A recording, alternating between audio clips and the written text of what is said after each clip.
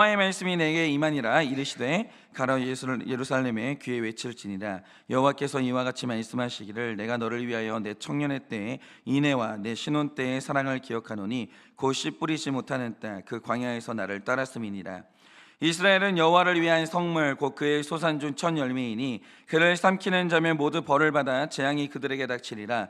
여호와의 말씀이니라. 야곱의 집과 이스라엘 집 모든 족속들아 여호와의 말씀을 들으라. 나 여호와가 이와 같이 말하노라. 너희 조상들이 내게서 무슨 불의함을 보았기에 나를 멀리하고 가서 헛된 것을 따라 헛되이 행하느냐. 그들이 우리를 애굽 땅에서 인도하여 내시고 광야 곧 사막과 구덩이 땅 건조하고 사망의 그늘질 땅 사람이 그곳으로 다니지 아니하고 그곳에 사람이 거주하지 아니하는 땅을 우리가 통과하게 하시던 여호와께서 어디 계시냐 하고 말하지 아니하였도다. 내가 너희를 기름진 땅에 인도하여 그것의 열매와 그것의 아름다운 것을 먹게 하였거늘 너희가 이리로 들어와서는 내 땅을 더럽히고 내 기업을 역겨운 것으로 만들었으며. 다 같이 읽겠습니다. 제사장들은 여호와께서 어디 계시냐 말하지 아니하였으며 율법을 다루는 자들은 나를 알지 못하며 관리들도 나에게 반역하며 선지자들은 바알의 이름으로 예언하고 무익한 것들을 따랐느니라. 아멘. 오늘 목사님 나오셔서 말씀 전하실 때 큰 은혜 받으시기 바랍니다.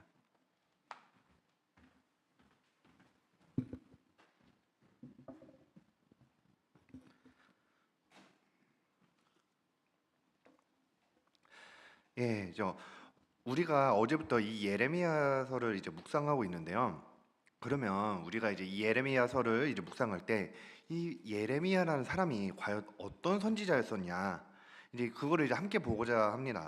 근데 먼저 많은 설교자들이 이 예레미야를 설명을 할 때 눈물의 선지자라고 많이 표현을 합니다. 예레미야가 하나님의 메시지를 전달하는데 그 절절한 마음을 눈물과 함께 부르짖는 모습이 많이 나와서 이런 별명이 붙은 겁니다. 그런데 이런 절절한 마음과 많은 눈물을 가진 이 예레미야의 배경에서 우리가 눈여겨봐야 되는 것이 있는데요. 예레미야 1장 1절 말씀은 우리 다 같이 한번 보겠습니다. 베냐민 땅 아다노스의 제사장들 중 힐기야의 아들 예레미야의 말이라. 예레미야는 이제 아나돗이라는 지역에 있는 제사장들 중에 힐기야의 아들이에요. 그런데 이 예레미야가 속해 있는 이 제사장 가문이 어떤 가문이냐면요, 말 그대로 몰락한 가문입니다. 그러니까 이 가문에게 도대체 무슨 일이 있었는지 이제 함께 성경 구절을 한번 보도록 하겠습니다. 열왕기상 2장 26절에서 27절 말씀입니다. 왕이 제사장 아비아달에게 이르되 내 고향 아나돗으로 가라. 너는 마땅히 죽을 자이로되 내가 내 아버지 다윗 앞에서 주 여호와의 궤를 메었고 또 내 아버지가 모든 환난을 받을 때에 너도 환난을 받았은즉 내가 오늘 너를 죽이지 아니하노라 하고 아비아달을 쫓아내어 여호와의 제사장 직분을 파면하니 여호와께서 실로에게 엘리의 집에 대하여 하신 말씀을 응하게 함이더라. 그러니까 솔로몬 왕이 아비아달이라는 제사장을 파면시키고 귀향을 보내버립니다. 그리고 그 귀향 보내진 그 지역 이름이요, 오늘 말씀에서 나오는 아나돗이라는 그곳이에요. 그리고 이곳에서 몰락한 제사장의 가문으로 살다가 훗날에 태어난 것이 바로 예레미야인 겁니다. 그런데 솔로몬 시대에 대체 어떤 일이 일어났냐? 그리고 이전까지는 이제 어떤 일들이 있다가 솔로몬 시대부터 변화되는 것은 무엇이냐? 이제 우리 그것도 함께 보고자 하는데요. 이전까지는 하나님을 만나기 위해서는 유일하게 실로라는 곳에 있는 그 성소에서만 하나님을 만날 수 있다고 보았었습니다. 그러다가 솔로몬이 예루살렘에다 이제 성전을 짓게 되었죠. 이렇게 실로 중심에서 예루살렘 중심으로 전환이 되었는데, 이 현상 뒤로 자연스럽게 생기는 일이 실로에서부터 전통을 계승하고 있었던 이 아비아달 가문, 이 제사장 가문은 변방으로 쫓겨나고 쇠락의 길을 걷게 되는 겁니다. 이렇게 제사장직도 파문당하고 귀향도 보내주고 몰락한 가문에서 예레미야가 태어나는데, 하나님이 이 예레미야를 선지자로 선택하시는 그 시기가 언제냐? 예레미야 1장 5절 말씀을 다 같이 보겠습니다. 내가 너를 모태에 짓기 전에 너를 알았고 내가 배에서 나오기 전에 너를 성별하였고 너를 여러 나라의 선지자로 세웠노라 하시기로. 그러니까요, 하나님이 예레미야가 엄마 뱃속에 있기 전부터 알고 있었다, 이렇게 말씀을 하십니다. 그리고 태어나기 전부터 선지자로 세우시기로 선택을 하신 겁니다. 하나님은 이제 곧 몰락하고 나라를 빼앗기게 그 나라를 위한 선지자로서 몰락한 가문이기도 하고요, 가장 천대받는 사람을 선택하신 겁니다. 나라가 이제 곧 바벨론에게 함락당할 것도, 예레미야가 태어날 것도 하나님은 이미 알고 계셨고 이미 계획하신 거예요. 이게 무슨 뜻이냐면요, 하나님이 이스라엘에게 구원의 메시지를 주시는데 힘있고 능력있고 누구나 부러워하는 그런 대단한 사람한테 그렇게 선지자의 직분을 맡겨주신 게 아니라 비천하고 몰락한 가문에서 태어난 별 볼 일 없는 사람에게 이 메시지를 던져주시는 거예요. 그런데 이게 왜 그러겠어요? 저희가 몇 달 전에 호세아서와 에스더서를 묵상할 때 함께 보았지만, 이 당시 이 근방의 상황을 보면요, 군사적인 강대국들이 넘쳐났었습니다. 주변 강대국들 사이에서 이 나라 저 나라 이렇게 외교적인 관계를 맺기도 하고 파기하기도 하고, 엄청나게 복잡한 상황 속에서 이방신을 섬기는 자들과 거리를 두고 이렇게 경계하는 것이 아니었었습니다. 오히려 강대국이라는 그 힘 앞에 타협하고 우상들을 선택하기 시작했었어요. 그러니까 이스라엘은 힘을 따라섰어요. 힘이요. 위대한 강대국들을 바라봤었던 겁니다. 이렇게 내가 보기에 합당하고 좋아 보이는 것들을 따라서 살았는데, 정작 내가 사는 길은 가장 비천해 보이고 내가 살 수 있는 길은 몰락한 가문의 사람에게서 거기서부터 하나님의 메시지가 선포되는 겁니다. 내가 보기에는 하나님보다도 더 좋아 보이는 것들이 나를 지켜주기도 하고 내 만족을 채워주기도 할 것 같습니다. 그런데 사실은 그 길은 어떤 길이었냐?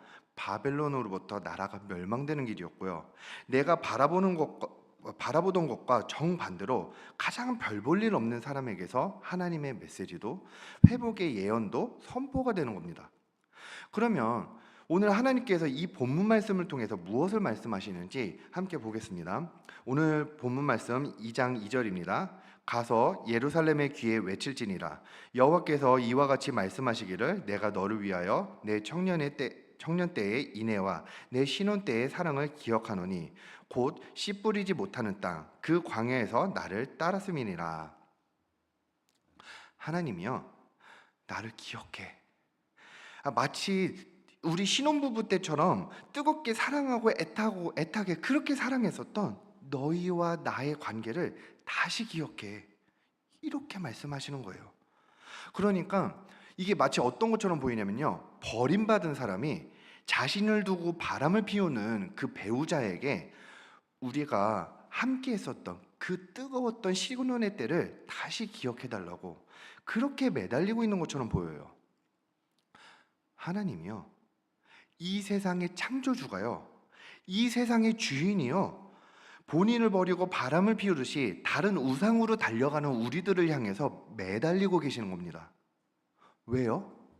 하나님 왜 이렇게 하실까요? 아니, 인간에게 벌을 주지 못하니까 어쩔 수 없이 그렇게 하시는 걸까요?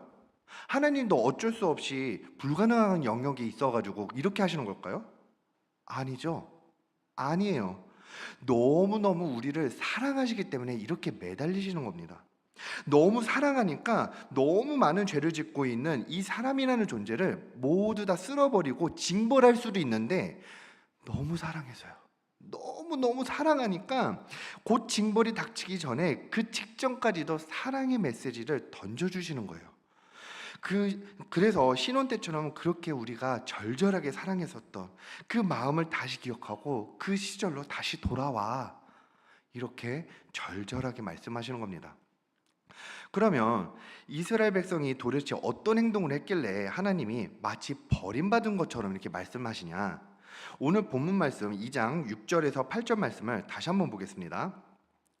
그들이 우리를 애굽 땅에서 인도하여 내시고 광야 곧 사막과 구덩이 땅, 건조하고 사망의 그늘진 땅, 사람이 그곳으로 다니지 아니하고 그곳에 사람이 거주하지 아니하는 땅을 우리가 통과하게 하시던 여호와께서 어디 계시냐 하고 말하지 아니하였도다. 내가 너희를 기름진 땅에 인도하여 그것의 열매와 그것의 아름다운 것을 먹게 하였거늘 너희가 이리로 들어와서는 내 땅을 더럽히고 내 기업을 역겨운 것으로 만들었으며 제사장들은 여호와께서 어디 계시냐 말하지 아니하였으며 율법을 다루는 자들은 나를 알지 못하며 관리들도 나에게 반역하며 선지자들은 바알의 이름으로 예언하고 무익한 것들을 따랐느니라.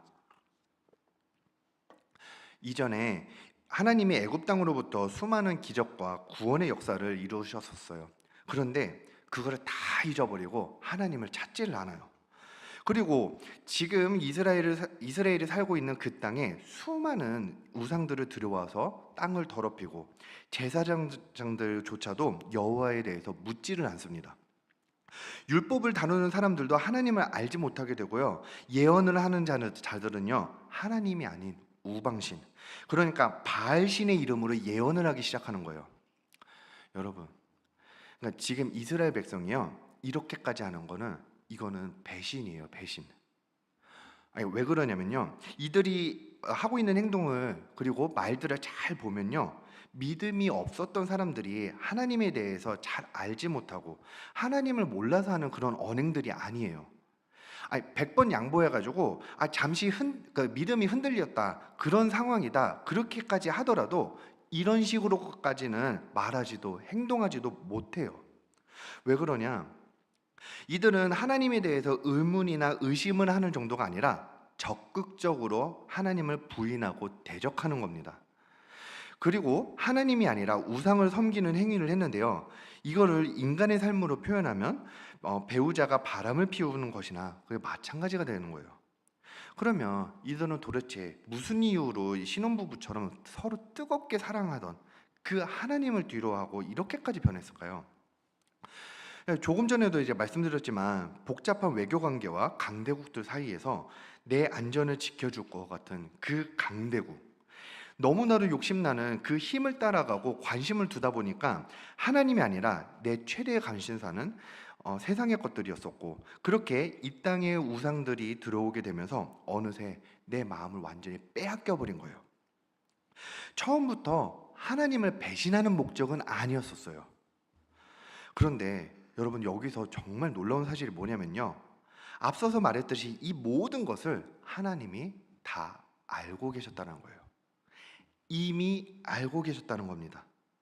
하나님은요, 이스라엘이 이렇게 무너질 것도 이미 알고 계셨고요, 이스라엘이 이렇게 배신할 것도 이미 알고 계셨어요. 이스라엘이 자신을 배신하고 마음 아프게 할 것도 이미 알고 계셨는데도, 그럼에도 이스라엘을 구원해내셨고, 그럼에도 이스라엘을 애굽 땅에서 건져내셨고요, 그럼에도 그토록 이스라엘을 사랑하셨어요. 그리고 나를 배신해도 너무너무 사랑하기 때문에 그들을 구해내시려고 예레미야가 태어나기 전부터 이미 선지자로 선택하시고 구별하신 겁니다. 여러분, 사람이란 존재는 어떤가요? 어느새 내가 사랑하던 하나님, 나에게 사랑을 주던 그 하나님이 아니라 바알과 같은 우상들과 바람을 피우고 그렇게 배신하는 죄를 짓는 게 바로 사람이란 존재예요. 여러분들, 사람들이요, 왜 바람 피우는지 아세요? 내 아내가, 내 남편이 나를 힘들게 하고 나를 외롭게 하는 그런 나쁜 사람이라서, 내 배우자가 그렇게 나쁜 사람이라서, 그래서 나도 어쩔 수 없이 바람도 피우고 배신도 하는 그런 건가요? 아니에요. 한때 그토록 서로 사랑했기 때문에, 그래서 서로 죽고 못 살아가지고 그래서 결혼을 했어요. 그런데 막상 살다 보니까 내가 사랑하던 존재와 나를 사랑해 주던 그 존재보다 내 욕심을 더 채워줄 것 같은 그것들에게 관심을 주는 거예요. 내가 사랑했던 아내와 나를 사랑하는 그 남편이 아니라 내 안목의 정욕을 더 채워줄 것 같고, 내 만족을 더 채워줄 것 같은 사람이 내 눈앞에 보이기 시작하니까 내 배우자가 아니라 내 욕심을 따라서 관심이 가기 시작하는 거예요. 처음부터 배우자를 배신하겠다고 마음 먹고 이 세상에 그렇게 시작하는 바람을 피우는 사람은 없어요. 내 배우자보다 나를 더 만족시켜 줄 것 같은 그런 사람이 보이니까 그 욕심을 불러오는 아주 작은 관심에서부터 시작하는 겁니다. 그런데 이거는 우상 숭배도 마찬가지인 거예요. 결국 내가 사랑하던 그 존재가 아니라 다른 것에 관심을 두고 욕심을 따르다 보니까 어느새 나도 모르게 나의 신랑 되신 하나님이 아니라 바알과 같은 우상들과 간통을 저지르는 겁니다. 그러면 이제 중요한 건 이겁니다. 오늘 이 말씀을 듣고 있는 우리는 똑같은 죄를 짓지 않기 위해서 우리는 어떻게 해야 될까요?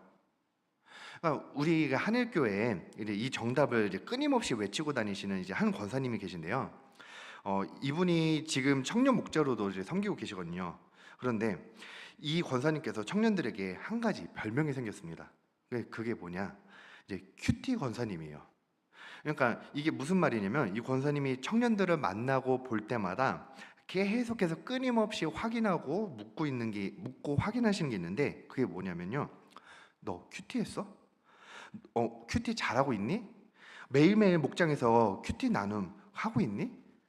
이거를 청년들이 지나갈 때마다 마주칠 때마다 계속해서 물어보시는 거예요. 그래서 청년들이 이 권사님을 보고서 이제 만들어준 별명이 바로 이제 큐티 권사님인 거예요. 그러면 제가 이 권사님의 별명을 왜 말씀드리냐? 이분이 매일같이 강조하고 묻고 있는 이 큐티가요. 너무 완벽한 정답이기 때문입니다. 우리가 매일 하고는 이 큐티라는 게 뭐예요? 영어로 QT. 그러니까 Q는 quiet, T는 time. 그러니까 조용히 하나님의 말씀을 묵상하는 시간인 거고 세상의 소리에 귀를 기울이고 세상에서 보이는 욕심에 대해서 이야기하는 것이 아니라 조용히 하나님의 사랑을 묵상하고 조용히 내 안에 있는 욕심과 죄가 무엇인지 그걸 점검하는 거예요. 이렇게 하나님 외에 다른 것들을 차단하고 완전히 하나님과 교제하는 그 시간을 가지면 어떻게 되겠어요? 그 시간 동안 하나님을 보면서 잊었던 하나님을 다시 기억할 수 있고요. 내 안에 들어오는 다른 것들에 대한 작은 관심들을 발견하면서 그것을 경계할 수 있게 되는 겁니다. 그러면 하나님을 향한 나의 사랑을 지킬 가능성이 이제는 높아지는 거예요. 오늘 하나님이 예레미야를 통해서 말씀하신 게 바로 이겁니다. 나는 다 알고 있었어. 그래도 너희를 너무너무 사랑하고 있어. 그러니까 너희는 딱 하나만 해. 하나만. 내 사랑을 다시 확인하고 너희가 사랑하던 나를 다시 바라봐. 이걸 말씀하시는 겁니다. 여러분, 그래서 매일 큐티 하셔야 돼요. 반면에 큐티하는 시간에 내 욕심을 따라 관심을 두는 것을 내 욕심을 따라서 관심을 다른 것에 두는 그 시간들이 이제 지나가잖아요. 그러면 그게 하나님을 배신하는 그 시작점이 되는 거예요. 나를 사랑하던 그 하나님과의 관계를 이제 멀리하고 다른 것을 내 안에 가득 채우기도 하는 그 시작점이 되기도 하는 겁니다. 여기서 이제 저 스스로를 이제 같이 생각을 해봐야 될 것 같은데요. 이제 몇몇 분들이 이제 저를 향해서 말씀해 주시는 것들 중에 가끔씩 이런 말을 듣기도 합니다. 그게 뭐냐면, 목사님은요, 이제 아이들을 많이 사랑하시는 것 같아요. 그러니까 이런 말을 듣게 됩니다. 저도 이런 말을 듣고 있으면 이제 참 기분이 되게 좋아지기도 하죠. 그런데 제가 원래부터 이렇게 남들보다 특별히 더 사랑이 많아서 제 안에 있는 사랑을 계속해서 이제 아이들에게 나눠주고 일방적으로 사랑을 주느냐? 저는 절대로 이제 그런 사람이 아닙니다. 그러니까 제가 생각하기에는 저는 이제 타고난 기질 자체가 아이들하고 노는 것을 좋아하고 아이들의 이목을 잘 집중시키게 하는 그런 게 있는 것 같아요. 저의 이런 성향 때문인지는 몰라도 저를 처음 보는 아이들도 금세 저를 좋아하고 또 사랑을 주기도 합니다. 그러면 이렇게 아이들이 저에게 사랑을 주기도 시작하면 그때부터 저도 기분이 같이 좋아지면서 아이들에게 더 많은 사랑을 돌려주려고 그렇게 하는 것 같아요. 그래서 저의 사역 안에서 이제 제 마음 안에 가장 크게 자리 잡고 있는 것 중에 하나가 바로 아이들과 주고받는 이 사랑이에요. 제가 처음부터 사랑이 많아가지고 이렇게 퍼주고 그런 게 절대로 아니라 제가 주는 것 이상으로 사랑을 받으니까 그 대상이 어린아이들이라도 고맙기도 하고 감사하기도 해서 저도 아이들에게 사랑을 많이 줄 수가 있는 것 같습니다. 그러면 저도 이제 그 받은 사랑을 하나님의 말씀과 양육하는 것으로 이제 그 사랑을 잘 돌려주려고 노력을 하는데요. 이렇게 사랑을 주고 받고 또 사랑으로 인한 감사가 제 안에 가득하게 지내왔었는데 지지난주 2주 전에 이제 한 가지 일이 생겨버리기 시작했습니다. 예, 그게 뭐냐? 제가 주일 말씀 중에 이제 아이들을 대상으로 이런 설교를 했었어요. 내가 죽도록 하기 싫은 적용하고 내가 너무 듣기 싫은 그 말씀이 무엇인지 이거를 나누었었거든요. 그래서 제가 했던 제고백이 뭐냐? 저는 그동안 우리 유초동부 선생님들과 또 이제 목장에서 계속해서 듣는 적용과 조언이 있었는데요. 그게 바로 이제 운동을 하면서 체력을 기르라는 거였었어요. 아니 뭐 어렸을 적에야 제가 하루도 빠짐없이 매일매일 축구하러 나가고 매일매일 농구하러 나가고 그렇게 하다 보니까 체력에는 자신이 있었어요. 어렸을 때는요. 그러다가 성인이 되면서 관심사가 더 많은 것들이 이제 생기기 시작했고 그리고 운동하는 게 이제 싫어하게 되기 시작했습니다. 그렇게 더 재밌는 것들이 이제 많아지면서 운동을 해야 한다라는 그 조언과 처방을 들었어도 잘 안 하게 되고 자꾸만 싫어지는 거예요. 그리고 이번에 이제 수련회를 갔다 오고 제가 체력적으로 한번 바닥을 치니까 한 가지 이제 생각이 들기 시작하는 겁니다. 나는 원래 체력이 되게 좋은 사람이었었는데 매일 축구하고 매일 농구하고 그렇게 운동에 빠져 살 때는 몇 주가 아니라 몇 달을 강행군을 해도 잘 안 지치는 그런 사람이었었는데 그런데 이번에 수련회를 2박 3일로 갔다 오니까 체력이 완전히 바닥을 치고 죽도록 힘들어하는 제 모습을 보게 된 거예요. 그리고 이제 제 아내 뱃속에는 둘째도 생겼는데 둘째도 태어나고 나면 나는 체력적으로 더 힘들어지겠다. 그리고 지금 당장 체력을 안 기르고 있으면 나는 둘째가 태어나고 나서 더 힘들어질 텐데 가정을 돌보는 그 사명도 잘 감당하지 못하겠다. 이런 위기감이 딱 들어오는 거예요.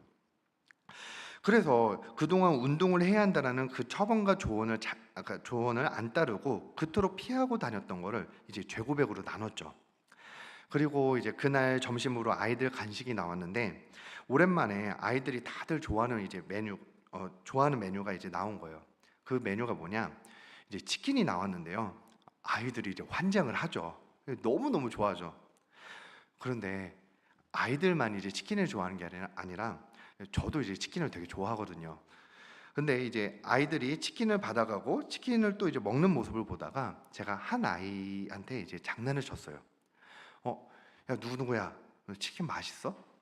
야 근데 너 이제 치킨 그만 먹고 앞으로 너가 먹을 것들 이제 너가 안 먹는 대신 목사님 다 먹을게. 이렇게 장난을 쳤었습니다. 그런데 그 아이가 하는 말이 뭐냐? 목사님 적용하셔야죠. 이렇게 이야기를 하는 거예요. 다이어트도 하고 체력도 길러야 되니까 목사님 적용을 위해서 목사님은 치킨 드시면 안 돼요. 이렇게 말하는데요. 더 기가 막힌 거는 이제 각자 흩어져서 자기들끼리 치킨을 뜯어먹던 아이들이 한꺼번에 저를 딱 쳐다보는 거예요. 그리고 한꺼번에 저를 보면서 하나같이 이야기하는 게 맞아요. 먹지 마세요. 싫은 적용도 해야 한다고 하는데 목사님도 적용해야죠. 이렇게 말하는 거예요. 그리고서 아이들이 각자 노는데 힐끔힐끔 계속해서 저를 주시하고 이제 보는 게 뭐냐? 제가 치킨을 먹나 안 먹나 그걸 계속해서 보더라고요. 제가 아이들한테 이런 말을 듣고 한 조각이라도 그러니까 맛이라도 보면 이제 이거 어떻게 되겠어요? 그러니까 그날 설교는 이제 완전히 끝이 나는 거예요. 결국 이제 한 조각도 못 먹고 아이들과 이제 헤어지게 되었죠. 그리고 그날 밤에 이제 잠들려고 이제 누웠는데 늦은 저녁이라서 이제 배가 고파지는 거예요. 이제 슬슬 이제 야식이 땡기기 시작하는 그 시간이 됐는데 그 밤에 누워가지고 생각이 나는 게 갑자기 점심에 먹지 못했던 그 치킨 한 조각이 생각이 나는 겁니다. 그리고 이 생각들을 계속해서 꼬리에 꼬리를 물다가 나중에는 어디까지 생각이 이어지게 되었냐? 아니 내가 이 아이들하고 약속 지키겠다고 치킨 한 조각까지도 다 포기해야 되나? 이런 생색이 올라오기 시작하는 거예요. 그리고 아이들과 저와의 관계에서 사랑과 감사를 주고받는 게 가장 핵심이었고 가장 주된 그 감정이었었는데 이게 아무것도 아닌 것 같지만 그 치킨 한 조각 그 한 조각 때문에 자기 연민도 올라오고 생색도 올라오고 그 말을 하는 아이들에게 섭섭함도 계속해서 올라오는 겁니다. 여러분, 바로 이거예요.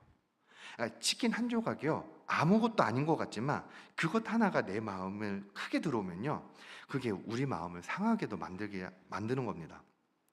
그토록 사랑하고 감사하던 마음도 안 보이는 거예요. 여러분은 하나님을 사랑하시나요? 하나님이 여러분을 사랑한다고 믿으시나요? 그러면 여러분이 사랑하고 받는 그 사랑에 감사하고 있는 그게요, 얼마나 지속될 거라고 확신하시나요? 오늘 말씀을 통해서 우리가 확실하게 알 수 있는 게 있죠. 이스라엘이 바람을 피우듯이 하나님을 배신할 거라는 것을 알고 있어도 하나님은 끝까지 이스라엘을 사랑하셨고 선지자를 보내셨듯이 우리가 죄에 넘어지고 또 하나님을 멀리하게 되는 그 날이 와도 하나님은 여러분들을 끝까지 사랑하실 거예요. 그리고 끝까지 사랑하시는 그 마음으로, 절절하고 애절한 마음으로 끝까지 기다리실 겁니다. 변하는 건요, 죄로 물드는 사람이지 하나님의 사랑은 절대로 변하지 않습니다. 그러면 우리가 해야 되는 건 뭐냐? 내가 하나님보다 세상 욕심을 따라서 내 관심사가 어디로 쏠리고 있는지 조용히 그 말씀을 묵상하고 큐티하는 거예요. 그 시간이 주어지는 자에게만 하나님이 아닌 다른 세상 가치관에서 나를 지켜낼 수 있는 그 힘을 얻을 수 있는 겁니다. 여러분, 이렇게 우리 모두 세상의 가치관을 따라서 힘이 있는 강대국을 따라서 내 욕심과 관심사를 두고 그렇게 살아가는 것이 아니라 나를 그토록 절절하게 사랑하고 계시는 하나님께 관심사를 두고 매일 큐티와 묵상으로 하나님과 교제하는 여러분들 되시길 주님의 이름으로 축복합니다. 기도하고 축도함으로 예배를 마치겠습니다.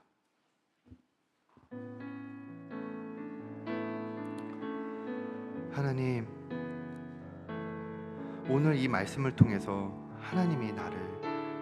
하나님이 우리를 얼마나 그토록 절절히 애절하게 사랑하신다는 것을 다시 한번 깨닫고 다시 한번 묵상하며 나아갑니다. 그런데 하나님과 그렇게 뜨겁게 사랑했던 그 관계와 그 시절을 기억하지 못하고 자꾸만 내가 바라보기에 좋아 보이는 것들, 내가 보기에 너무나 탐나는 것들, 보암직도 하고 먹음직도 한 세상의 가치관에 물든 것들로 자꾸만 내 관심사를 쏟아붓고 있습니다. 하나님, 그렇게 관심으로 시작했지만 결국에는 하나님과 멀어지는, 하나님을 향하던 그 마음이 멀어지던 나의 죄들을 다시 한번 바라봅니다. 하나님, 이제는 세상의 가치관을 따라서 외치는 것이 아니라, 나의 욕심을 따라서 외치고 바라보는 것이 아니라 오로지 하나님만을 바라보고 오로지 하나님과의 그 사랑을 다시 한번 기억하며 큐티로 나아가는 제가 될 수 있도록, 우리 모든 성도님들이 될 수 있도록 아버지께서 함께하여 주시옵소서. 지금은 우리 주 예수 그리스도의 은혜와 하나님 아버지의 그 크신 사랑과 성령님의 위로하시고 교통하여 주시는 그 역사하심이 사랑하는 모든 성도들의 머리 위에 지금으로부터 영원토록 함께 있을지어다.